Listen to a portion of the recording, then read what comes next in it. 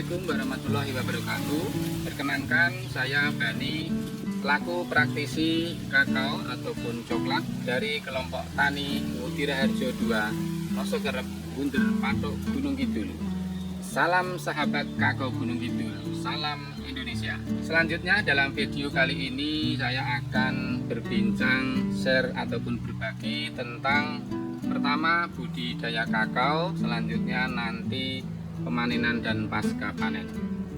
Budidaya kakao meliputi satu persiapan lahan, diantaranya pembuatan lubang tanam dengan ukuran 60 x 60 cm, kemudian persiapan bibit, persiapan pupuk baik dari pupuk organik maupun pupuk pabrikan. Persiapan lubang tanam bisa menggunakan alat cangkul ataupun linggis dengan mata linggis yang bawah lebar, kemudian dibuat seukuran 60 lebar, kemudian kedalaman juga 60. Selanjutnya setelah lubang tanam siap, kemudian dalam jangka sekitar 10 ataupun 15 hari sudah bisa untuk penanaman bibit. Bibit tentunya sudah pilihan tersertifikasi, kemudian jenisnya unggul seperti Sulawesi 2 ataupun MCC 02.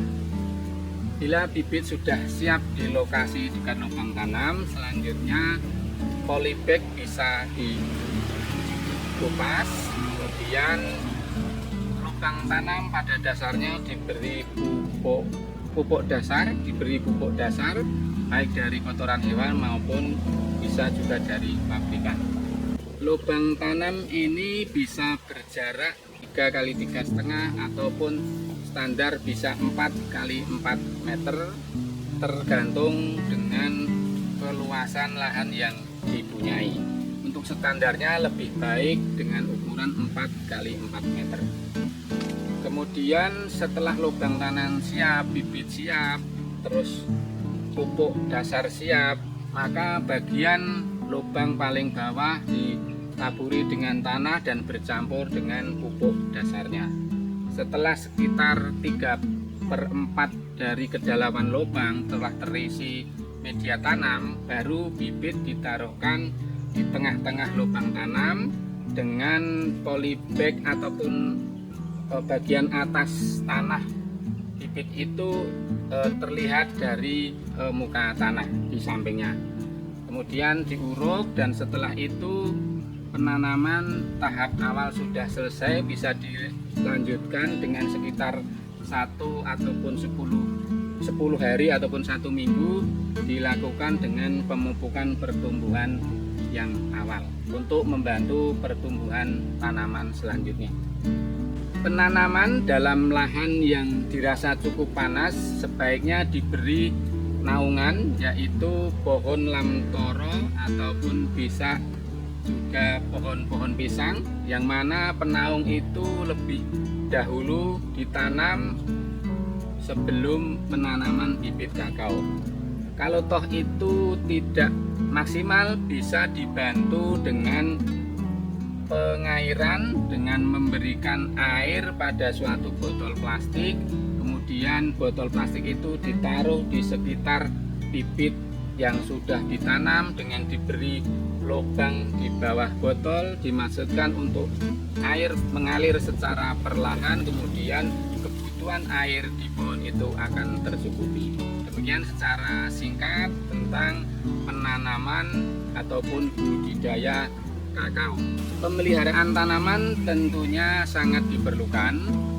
Pertama, dilakukan adanya pemupukan, yang mana pemupukan itu bisa dilakukan selama 2 kali dalam 1 tahun.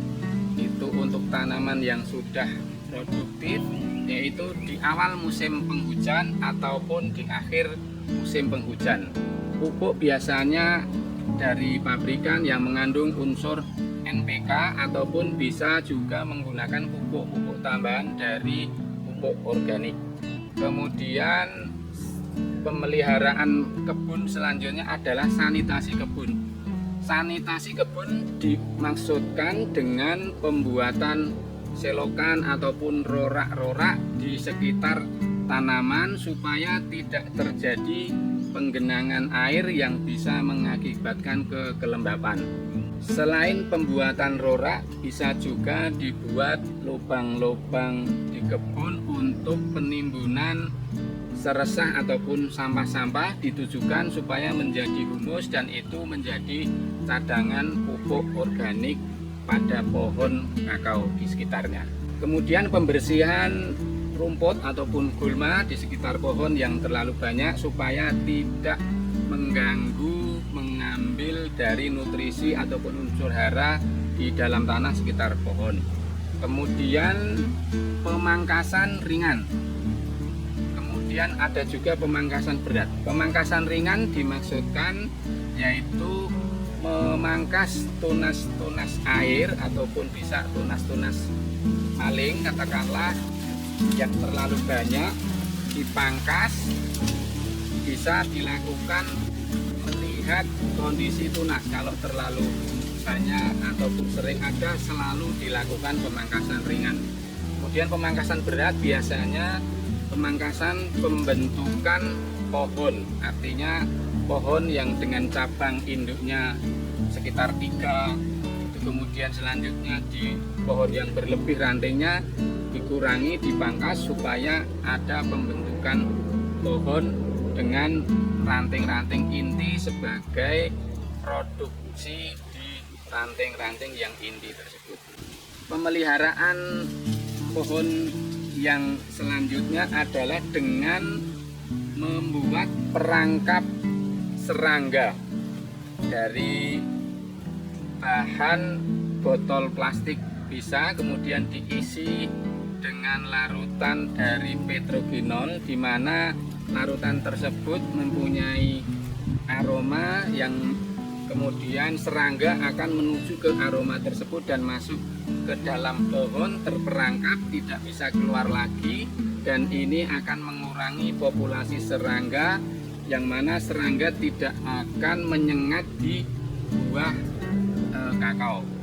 Di samping itu bisa dengan pengolesan lem ajaib dengan warna-warna yang mencolok seperti kuning, hijau, terus merah, supaya serangga menghinggapi kepada benda yang diolesi tersebut dan menempel, jadi tidak memakan ataupun tidak merusak buah kakao.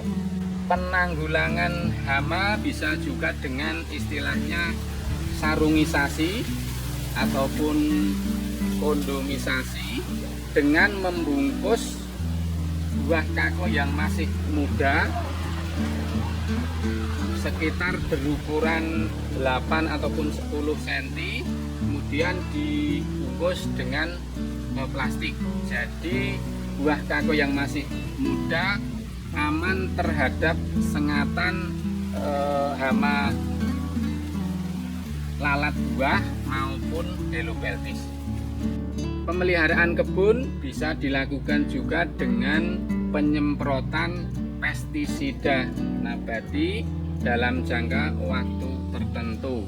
Bisa dalam jangka penyemprotan pertama, kemudian 10 hari lagi juga dilakukan penyemprotan lagi, kemudian 10 atau 15 hari dilakukan penyemprotan lagi dengan pestisida hayati ataupun nabati, sehingga hama tidak akan mendekat ataupun menyerang buah kakao yang ada di pohon tersebut.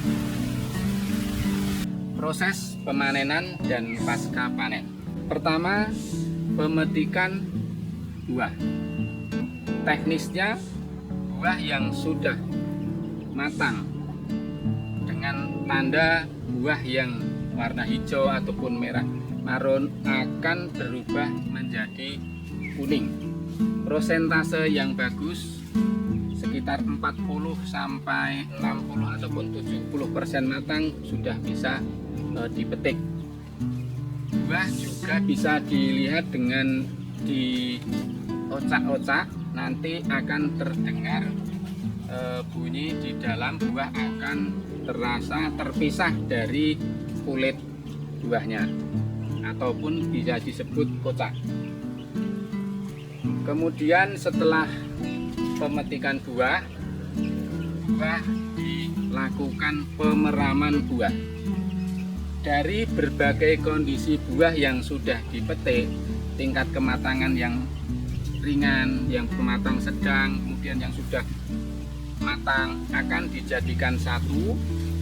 Pemetikan dilakukan dengan waktu bisa 1-2 hari, 3 hari, dalam jangka kalau panen raya bisa dalam 1 minggu sekali dilakukan pemetikan. Jadi punya tanggal 1, tanggal 8, ataupun bisa dilakukan dengan jangka waktu 1 bulan 2 kali pemetikan. Pemeraman juga bisa dimaksudkan untuk menyeragamkan kematangan buah. Yang kedua, untuk mengurangi kadar air dalam pulp yang ada dalam buah yang sudah dipetik. Selanjutnya, pemecahan buah kakao. Pemecahan buah kakao dilakukan dengan teori standar memakai alat pukul dari kayu ataupun bambu.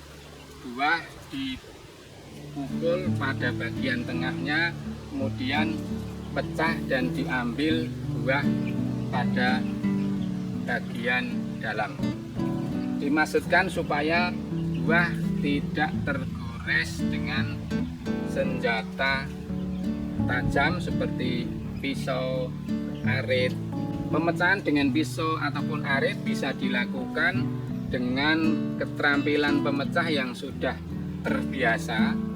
Itu bisa mempercepat kegiatan pemecahan juga bila menggunakan pisau ataupun arit ataupun sabit. Setelah pemecahan buah, dilakukan sortasi buah basah. Sortasi biji kakao basah dimaksudkan untuk memisahkan biji kakao, yang mana biji kakao ada yang sempurna, ada yang rusak sudah kena hama helopeltis dengan ciri kehitaman, kemudian saling bertempel ataupun bangkak, nanti dipisahkan. Ada juga mungkin yang terbawa buah-buah yang belum begitu masak, itu bisa dipisahkan. Jadi ada 2 bagian, yaitu buah yang tidak bagus dan buah yang bagus. Pasca panen, perlakuan fermentasi dimaksudkan adalah penguraian metabolik senyawa organik oleh mikroorganisme yang menghasilkan energi yang pada umumnya berlangsung dengan keadaan anaerob ataupun tanpa udara. Kalau dalam kebiasaan Jawa, desa, biasanya disebut dengan ngimbu. Fermentasi sangat penting untuk dilakukan, di mana dengan fermentasi tersebut akan terbentuk cita rasa kakao itu sendiri. Yang kedua, bisa menciptakan keamanan pangan dengan fermentasi bahan baku buah kakao untuk produk olah akan terjamin keamanan pangannya. Biasanya fermentasi dengan panas tertentu akan mematikan bakteri-bakteri yang tidak baik. Di antaranya seperti juga jamur akan hilang ataupun berkurang. Dengan demikian keamanan pangan dimaksudkan bisa tercapai. Di samping itu, fermentasi biji kakao juga bisa meningkatkan nilai ekonomis kakao itu sendiri. Kakao terfermentasi jelas terjual dengan harga ekonomis yang tinggi.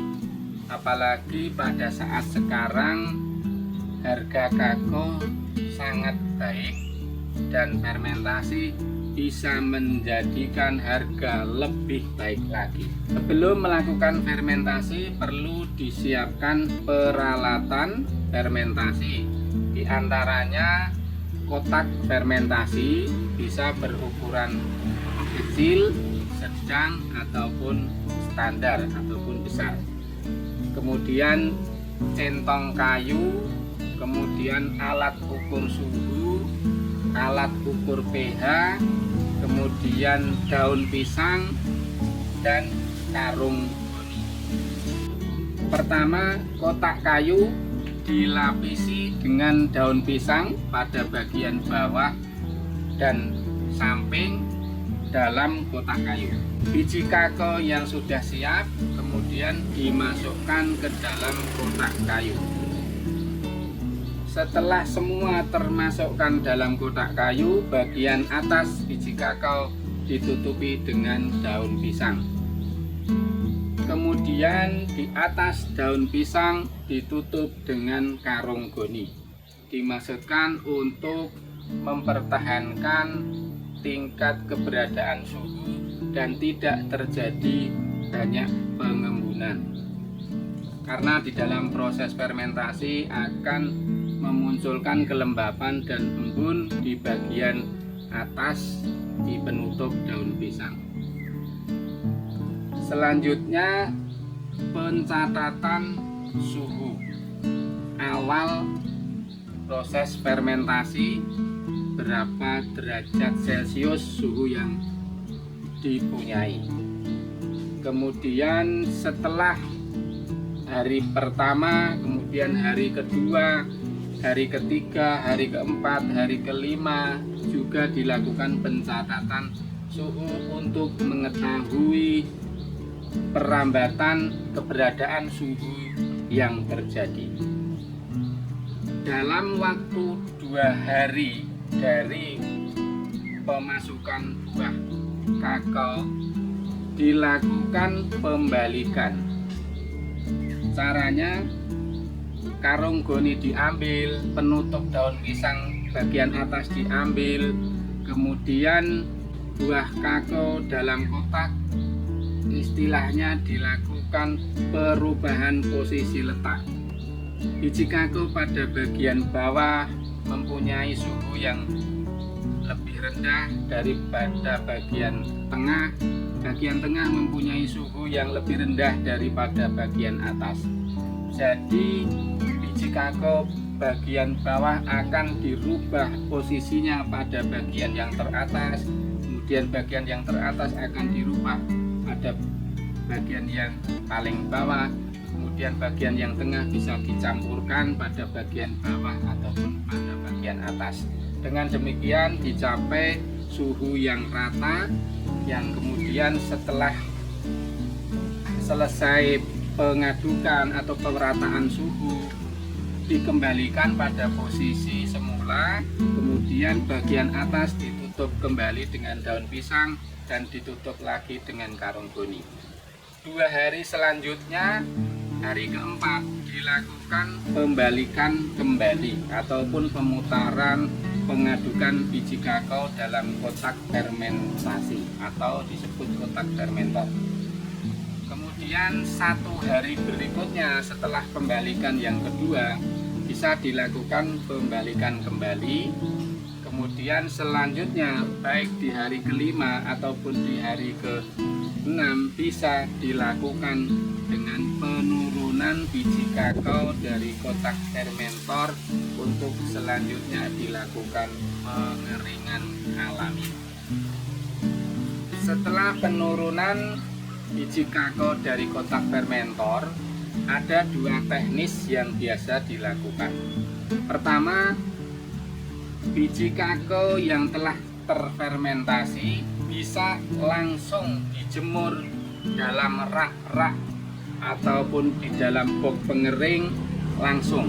Yang kedua, setelah biji kakao dari fermentasi diturunkan, bisa terlebih dahulu direndam di dalam bak-bak plastik sekitar 10 ataupun 15 menit untuk menghentikan laju fermentasi, dan setelah itu bisa dicuci dengan air bersih. Dimaksudkan keadaan ini untuk lebih memberikan tampilan tingkat kebersihan. Biasanya ini dipakai untuk kebutuhan penelitian ataupun edukasi yang memerlukan tingkat kebersihan yang standar. Selanjutnya teknis pengeringan biasanya juga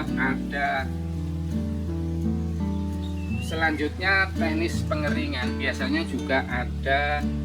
Hal-hal tertentu, bentuk-bentuk tertentu seperti pengeringan satu lapis. Dimaksudkan biji yang dijemur ataupun yang dikeringkan itu tidak terjadi penumpukan, jadi satu butir biji tidak tertumpuk satu butir biji di atasnya. Itu biasanya dikenal dengan pengeringan satu lapis. Kalau itu rak-rak ataupun tempat jemurnya mencukupi. Apabila kurang, tidak mencukupi rak jemur, bisa dengan teknis dua lapis, artinya biji yang pertama di atasnya juga ada biji lagi, jadi bijinya berlapis. Itu biasanya disebut dengan pengeringan dua lapis. Setelah itu juga ada perlakuan pembalikan, atau biasa kalau kita di kampung dengan bahasanya diorak-arik, artinya biji kakao yang dijemur itu dirubah permukaan bagian atas yang terkena sinar matahari itu diorak-arik ataupun dibalik supaya posisi ada di bagian bawah, dan bagian bawah tadi bisa tersinari matahari berikutnya. Demikian bisa dilakukan untuk pengeringan hari pertama, bisa dilakukan 2 kali. Bila pengeringan dimulai sekitar pukul setengah 8 atau 8, nanti jam 10, jam 11 bisa dilakukan pembalikan. Kemudian jam 2 atau setengah 3 bisa dilakukan pembalikan kembali. Dimaksudkan ini untuk meratakan ataupun dimaksudkan ini untuk memberikan tingkat pengeringan yang merata di butir-butir kakao yang dijemur. Langkah selanjutnya, checking tingkat kekeringan biji kakao yang dijemur. Pertama, bisa menggunakan alat tes kadar air. Biasanya dalam panas yang standar, yang bagus, pengeringan selama 1 hari, dalam jangka 4-5 hari, kadar air dalam biji kakao sudah dianggap standar ataupun sudah kering. Bila dites biasanya mencapai sekitar 7 ataupun 7,5% kadar air kalau untuk standar nasional Indonesia. Secara mudahnya standar fermentasi tercapai apabila kita memecah biji kakao kering itu mudah ataupun crispy, kemudian bagian dalam terdapat alur ataupun rongga-rongga, kemudian warna dari biji kakao itu coklat cerah ataupun coklat pekat, itu tandanya fermentasi tercapai secara standar.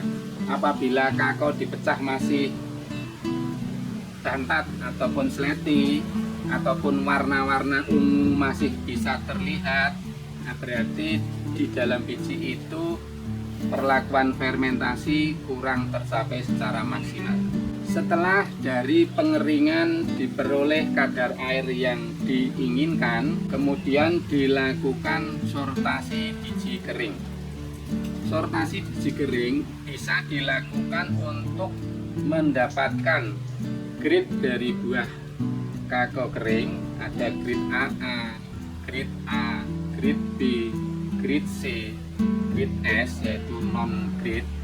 Sortasi biji kering dimaksudkan untuk menghilangkan limbah ataupun sampah benda asing. Mungkin ada kayu, mungkin ada unsur besi, mungkin ada serangga, itu harus dihilangkan.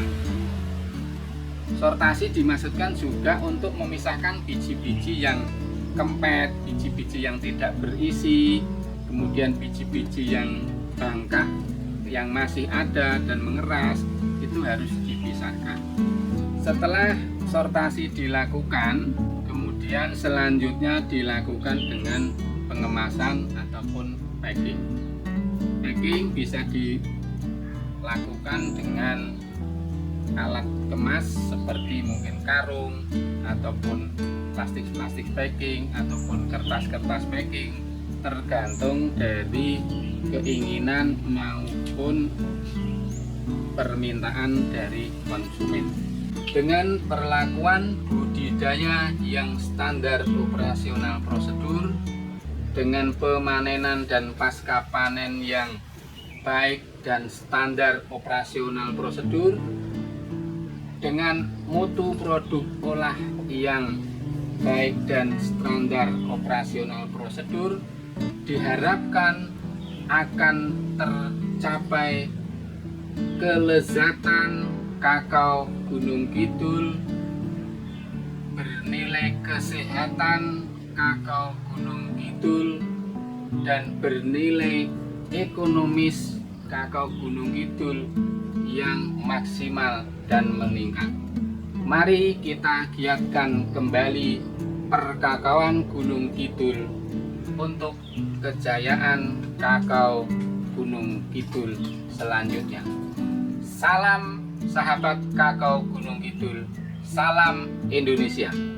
Demikian sekilas tutorial tentang perkakaoan khususnya di Gunung Kidul. Terima kasih, ada kekurangan mohon dimaklumi. Selanjutnya mari kembali ke peningkatan kakao Gunung Kidul. Assalamualaikum warahmatullahi wabarakatuh.